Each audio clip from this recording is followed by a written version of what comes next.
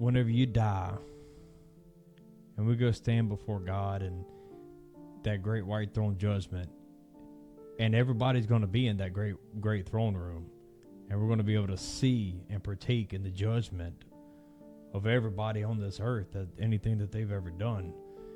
So whenever you're standing there and you hear, "Well done, my good and faithful servant, enter into the joy that awaits you," and then you turn around and you see your child and you hear the word, "Depart from me, you worker of iniquity," or your husband, you see, "Depart from me, you worker of iniquity," or your aunt or your mom or your dad stand before God and him have to say, "Depart from me, you worker of iniquity,"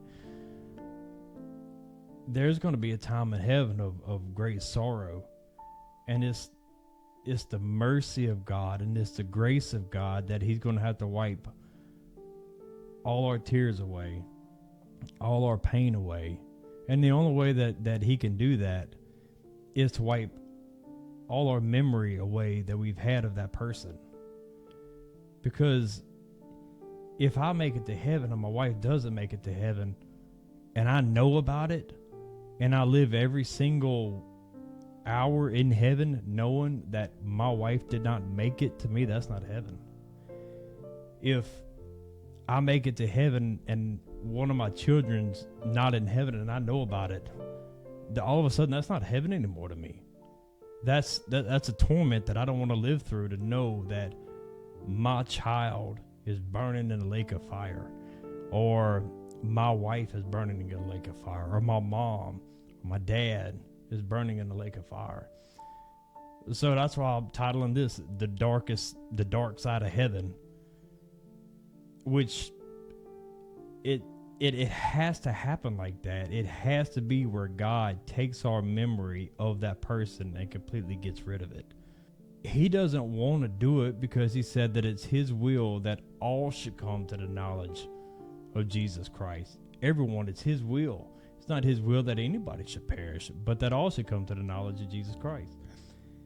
So if it's his will for everybody to come to him, the pain that we would experience of watching our loved ones stand before God and him casting them into a lake of fire, if it's that painful for us to watch somebody that for 30, 40, 50, 60, 70 years of laughing with them, of waking up every day telling them that you love them, of them coming through the door and running and giving them a hug, or the memories of your baby coming and crawling up in your lap and you reading Bible stories to them, or praying with them at the dinner table, or throwing a baseball with them. God has that same exact memories with them because he was there as well.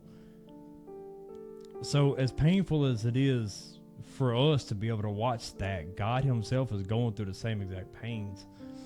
So it's not like it's a harsh God that he hardens his heart against these people that are being cast into hell. It's the same sorrow and gut-wrenching justice that we don't like to think about. But God has to do it because he's a just God. He doesn't want to do it, but he has to do it. And it's the mercy and the grace of God that he's going to, after he does all that, turn to his children and begin to wipe the tears off of every person, and at the same time wipe the memories of every person that didn't make it into heaven. You say, how can God do something like that? That's the only way that heaven's going to be heaven. That's the only way that we can live eternity with a peace of mind and with a joy unspeakable. Is this life is going to have to be forgotten, certain parts of it, in a sense that those people were a part of. And that leads to this question right here is, why aren't we doing something as a church to fix that? Why aren't we doing what we're called to do to reach our own families, to reach everyone that we come in contact with? with the gospel of Jesus Christ. It's his will that everyone should come to the knowledge of Jesus Christ. So if Jesus Christ is living inside of you, that should be your will as well. That should be one of the telltale signs that Christ is living in you, is your will is his will. There's going to be a last time that you see somebody. Everybody that is watching this video, there has been a last time that you saw somebody. Even if they're still living today, you saw them for the last time and did not know it. You saw them for the last time and didn't get to say that last goodbye. You saw them for the last time, or even if you did, you hugged them for the last time. Or you gave them a kiss for the last time. And some of the pictures that you've taken with them, that's going to be the pictures that are shown at their funeral. Every person that takes pictures of themselves, some of those pictures that you have already taken, some of those memories that you have already lived, are going to be displayed on a screen at your own funeral. Think about that. All your family pictures and all the family get-togethers and the gathering, that's all you see at a funeral, is you around your family doing family stuff, goofing off or eating or just sitting there enjoying the love and the presence of your family. That's what's played on the screen at your funeral. It's those memories that God is going to have to wipe away of our loved ones whenever we get to heaven, because he said that there's going to be no more tears, there's going to be no more sorrow, no more crying, there's not going to be any more pain. Says, for the former things are passed away. I don't know about y'all, but to be a Christian, you can't be satisfied with a ministry. Doesn't matter how big your ministry is or how small your ministry is. So that's one of the I don't want to say downsides of being a Christian, or even one of the curses of being a Christian, because it's not the right term, but that's one of the struggles of being a Christian, is you can never be satisfied, because God doesn't want anybody to go to hell. He clearly states that, and he said he wants all to come to the knowledge of him. So as a Christian, it doesn't matter if you save or if you've reached millions of people. There's still billions more that have not been reached by your ministry. There's always more to reach. There's always more to do as a Christian. There's always more places to preach the gospel. There's always one more person. I don't think a Christian's work is ever complete on this earth. It's never done. It's never to the fullness that God has ordained us to be. I believe that God, whenever he created humans, he created us with the ability to grow what he already established. You look at people who are bodybuilders, for example. You take a normal human being's body, and they're functional throughout everyday life, but then you take a bodybuilder who took what God created and built upon that. And that's what we're called as Christians to do, is to take what God give us and to build upon it. As a matter of fact, the parable of the talents, it talks about that. It says that, all right, he gave 5 talents to one, 2 talents to another, and 1 talent to another. He required them to take what God give and multiply it on top of that. It wasn't God that was going to multiply. It was us that's supposed to multiply what God give us. So if God give us the ability as Christians to be able to do something for the kingdom of God, it's our job to multiply. It's our job to take what God created and multiply. That way, whenever we do stand before God, we can present it to him and say, here, this is what I've done. And it's not a pat on the back.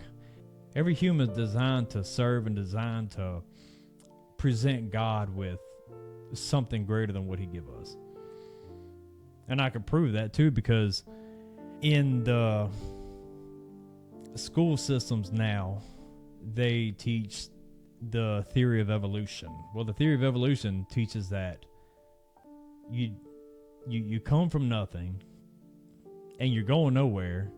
That means that you're nothing here. And then they wonder why we have such a pandemic of children with depression and suicide and drug use and alcohol use and things like that, because for 12 years, 13 years of children's life, a school system is telling them that you're a nobody, you have no purpose, and you never will be an anybody. And then whenever you die, you go nowhere.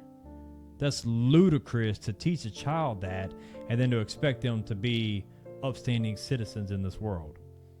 The whole issue that United States is dealing with, all the crime, all the drugs, all the problems that United States has, all comes down to the school system. 100% that they're being taught that they are a nobody, that they come from nobody, and they will never be an anybody. Whenever they die, they're not going to be an anybody. So whenever you teach somebody that, they have no desire or will in life to do anything. We're not created like that. We're created by God to serve Him. Everything in this world is created to serve. The sun serves us. God created the sun to serve humans. Go read Genesis. God created the moon to serve humans. God created the stars to serve humans. Everything in this world and universe is designed to serve us. The grass is designed to serve from erosion control. The trees are designed to serve as oxygen providers for us. Everything is called the circle of life. Everything has a purpose and is always serving another purpose.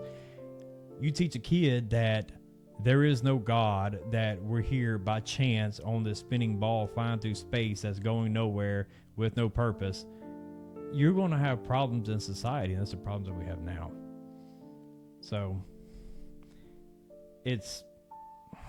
we got some work to do as a church.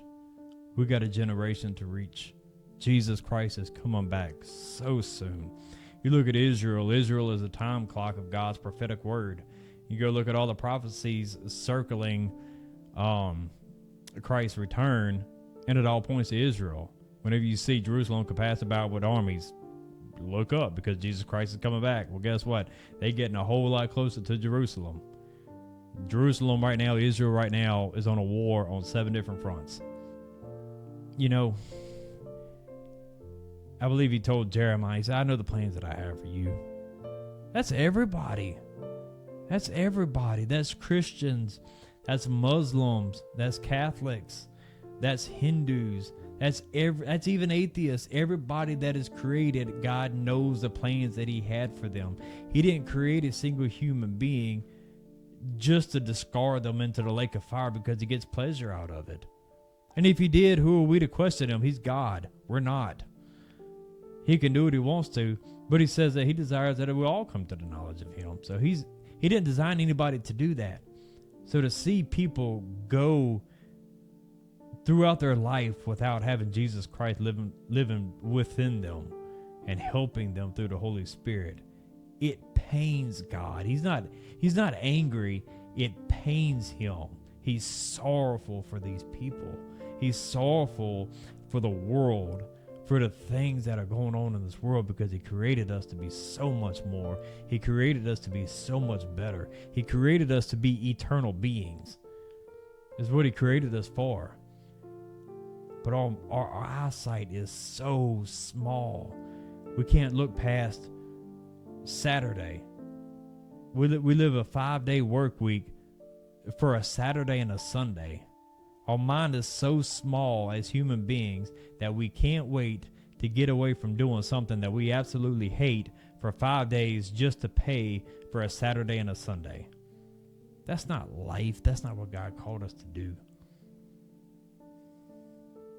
This life is a preparation for the life that we have coming, for the life in a kingdom that's coming, and for a life in the new Jerusalem, on the new heaven and on the new earth, where there is no sunset, there is no sunrise, for God Himself is the light of the world. And there's no more tears. There's no more telling somebody goodbye. There's no last hug in heaven. There's no last kiss in heaven. There's no last handshake in heaven. There's no there's no such thing as a last time of doing something in heaven. There'll be no last time that Jesus walks with you on the new heaven and new earth, because it's going to be new and it's going to be eternal. For he says death and hell are going to be cast into the lake of fire. So there is going to be no more death, but there's not going to be any last of anything that we cherish here on this earth. There's not going to be a last family get together in heaven, because we're always going to have another one to go to. We don't have that luxury here on this earth. So I guess what I'm saying about this whole thing is, cherish every single moment that you can get with the people that you love, and do everything that you can to bring them to Jesus Christ, because there is going to be a last. I hope that this isn't the last video that you ever see, but if it is, I pray I see you in heaven.